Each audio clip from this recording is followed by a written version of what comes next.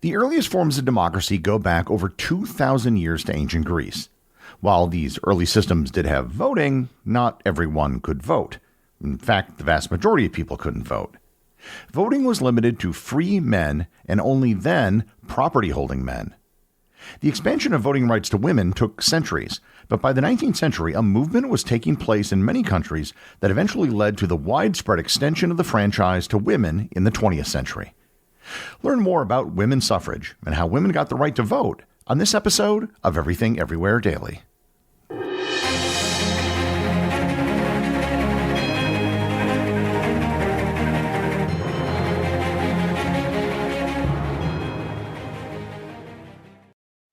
This episode is sponsored by Quince. Finding the perfect gift can be pretty overwhelming. This year, I found the perfect spot for timeless gifts made from premium materials. So you got to check out Quince. Quince lets you treat your loved ones and yourself to true quality at an affordable price. I got a cotton fisherman throw blanket from Quince, and I literally use it when I am writing many of the episodes for this podcast. I also have some Turkish cotton bath towels from Quince that I absolutely love. By partnering directly with top factories and cutting out the cost of the middleman, Quince passes the savings on to you. Quince is also on the nice list. They only work with factories that use safe, ethical, and responsible manufacturing practices. And they use premium fabrics and finishes for that luxury feel in every piece. Gift luxury this holiday season without the luxury price tag. Go to quince.com/daily for 365-day returns plus free shipping on your order. That's QUINCE.com/daily to get free shipping and 365-day returns. Quince.com/daily. This episode is sponsored by MasterClass. If you're listening to this podcast, then you are someone who is curious about the world and loves to learn.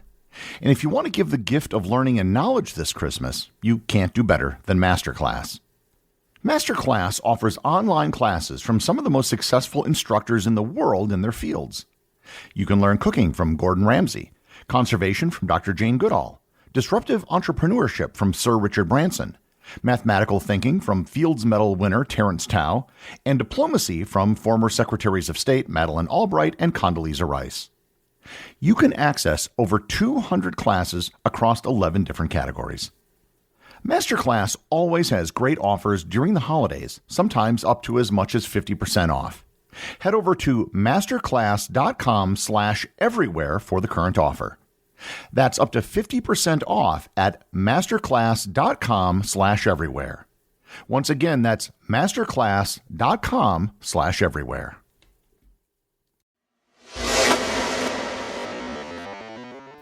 I've often wondered, if you took 10,000 random people from around the world and teleported them to a new planet, what sort of civilization would they build? I think that there are many things that were common all over the world in centuries past that we would never even think of adopting today. I'm pretty sure these 10,000 people wouldn't want to select one of them as a monarch. They would probably create a democracy. I'm pretty sure that the idea of slavery or owning other humans would never be considered.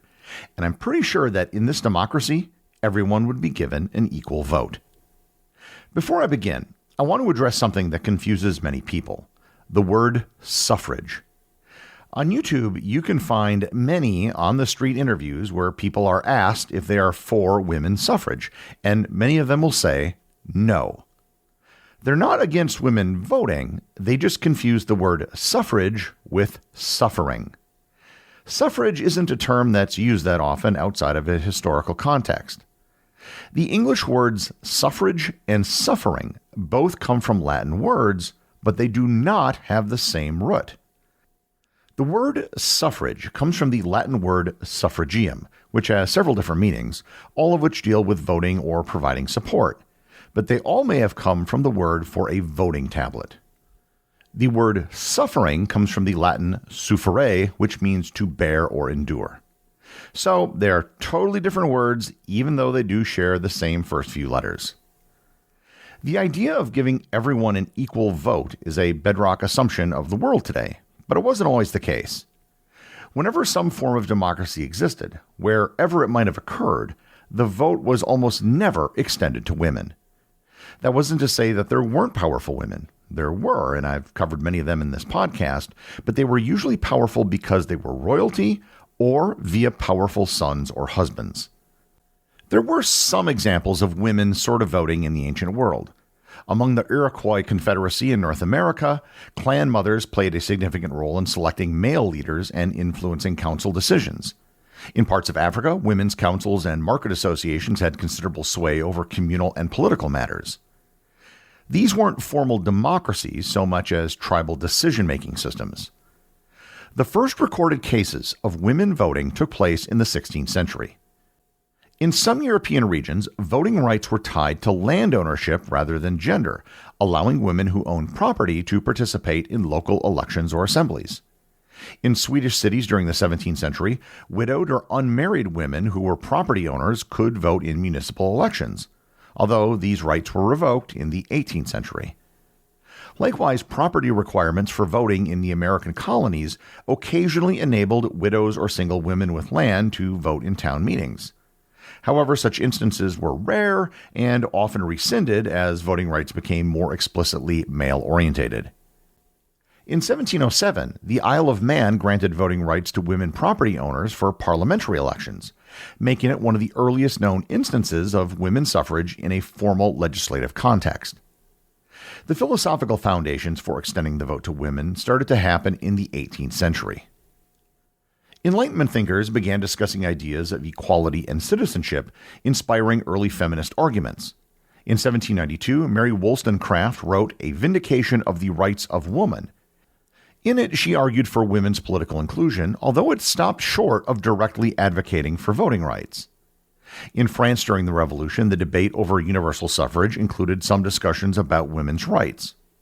Author Electa Gouge published the Declaration of the Rights of Women and the Female Citizen, calling for political equality, but her ideas were largely ignored. Women participated actively in revolutionary clubs and protests, but formal suffrage was denied. The French Revolution's motto of liberty, fraternity, and equality fell far short of their stated goals. The women's suffrage movement in the United States can trace its origins to the Seneca Falls Conference of 1848. Organized by Elizabeth Cady Stanton and Lucretia Mott, this event marked the formal beginning of the American women's suffrage movement. The Declaration of Sentiments was signed by many of the attendees, which was modeled after the Declaration of Independence, and asserted that all men and women are created equal, and listed grievances against the injustices faced by women. The early women's suffrage movement was closely tied to the temperance and abolition movements. The temperance movement aimed to reduce alcohol consumption, as excessive drinking was seen as a major cause of domestic violence, poverty, and social instability, and was seen as a women's issue. Many women became involved because alcohol abuse often directly harmed their families and limited their economic and social well-being.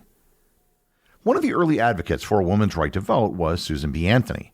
She was a Quaker, which was the religion of many early suffragettes, as they held a firm belief in equality, and she was also a supporter of the temperance movement. When she attended a temperance conference in New York State, she was denied the ability to speak simply because she was a woman, and this snub drove her into the issue of women's suffrage. She and her friend, Elizabeth Cady Stanton, went on to form the New York Women's State Temperance Society, as well as the Women's Loyal National League, which was an abolitionist group. These early advocates all became known as suffragettes. The ties between women's suffrage and abolition were one that made sense. Most abolitionists supported women's suffrage and vice versa. Oddly enough, the passage of the 14th and 15th Amendments, which allowed freed slaves the right to vote, caused a major division in the women's suffrage movement. Some advocates argued that securing voting rights for black men was the immediate priority, given the severe racial discrimination and violence they faced after the Civil War.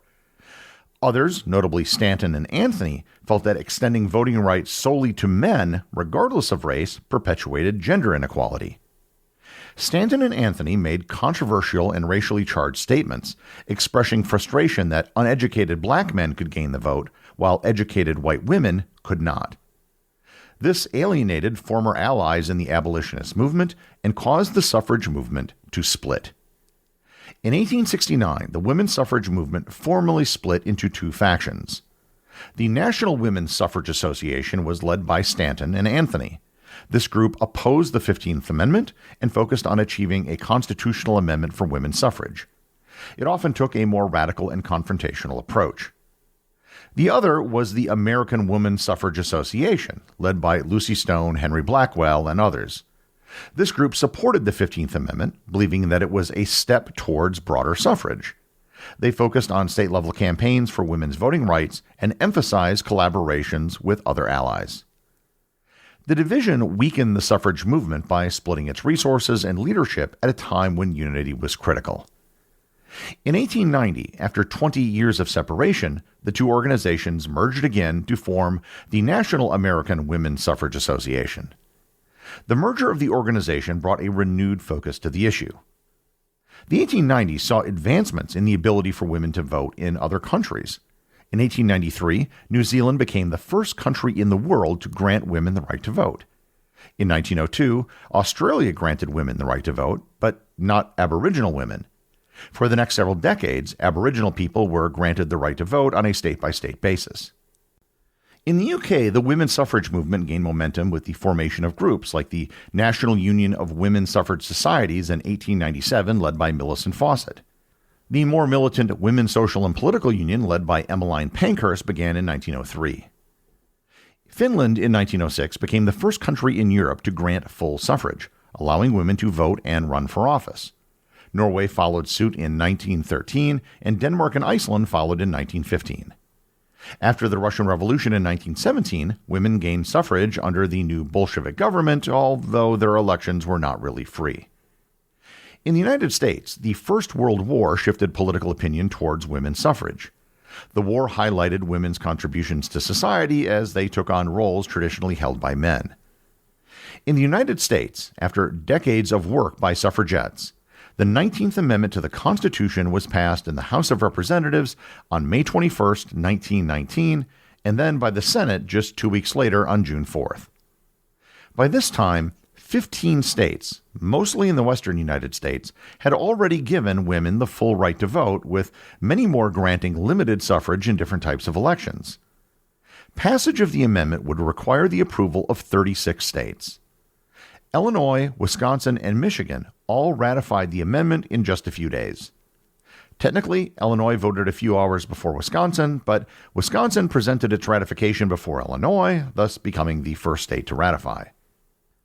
By mid-1920, 35 states had ratified the amendment, leaving it only one state short of the required 36. The decision came down to Tennessee, where the state legislature held a dramatic vote in August of 1920. If it didn't pass in Tennessee, it was unlikely to have gotten another southern state to vote for ratification. The Tennessee Senate had narrowly approved the amendment, but the House of Representatives vote was deadlocked at 48 to 48.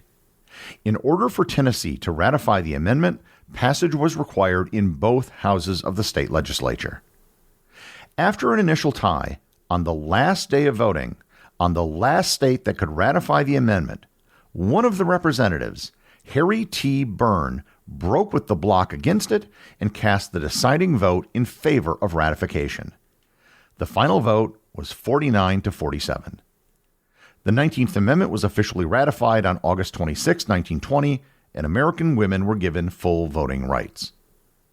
Byrne later revealed that his decision was heavily influenced by a letter from his mother, Phoebe Byrne.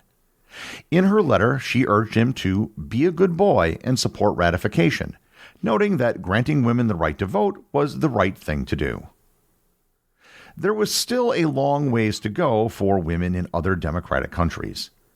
The United Kingdom finally granted all women the right to vote in 1928. Women gained full voting equality with men, with the voting age set at 21 and over for all adults. They had been previously given limited rights in 1918 when women aged 30 or over with property qualifications gained the right to vote. The adoption of women's suffrage accelerated globally after World War II due to shifts in societal norms, international pressure, and the broader push for human rights. The United Nations promoted gender equality with the 1948 Universal Declaration of Human Rights, affirming that everyone has the right to take part in the government of their country, directly or through freely chosen representatives. International efforts to standardize human rights place pressure on nations to extend suffrage to women. Many countries gaining independence in the mid-20th century included universal suffrage in their constitutions, seeing it as a hallmark of modern governance. Other countries took a little longer. Women gained the right to vote in France in 1944 due to their contributions to the resistance during the German occupation. Women were enfranchised in Italy in 1945 after Mussolini's regime fell, fully participating in the 1946 referendum. One of the last European countries to grant women the right to vote was Switzerland, which didn't allow women the right to vote in federal elections until 1971. India granted women the right to vote at independence in 1947, as did China that same year. In Africa, Ghana, the first sub-Saharan African country to gain independence, included women's voting rights from the very start in 1957. Full suffrage in South Africa was extended to all women, regardless of race, with the end of apartheid in 1994. Today, no country on earth explicitly denies women the right to vote based solely on their gender. Women have formal voting rights in every recognized country that actually allows people to vote. The goals of the 19th century suffragettes has been an almost universal success. They didn't just change their countries, they ended up changing the entire world. The executive producer of Everything Everywhere Daily is Charles Daniel. The associate producers are Benji Long and Cameron Kieffer. I want to give a big shout out to everyone who supports the show over on Patreon, including the show's producers. Your support helps me put out a show every single day. And also, Patreon is currently the only place where Everything Everywhere Daily merchandise is available to the top tier of supporters. If you'd like to talk to other listeners of the show and members of the Completionist Club, you can join the Everything Everywhere Daily Facebook group or Discord server. Links to everything are in the show notes.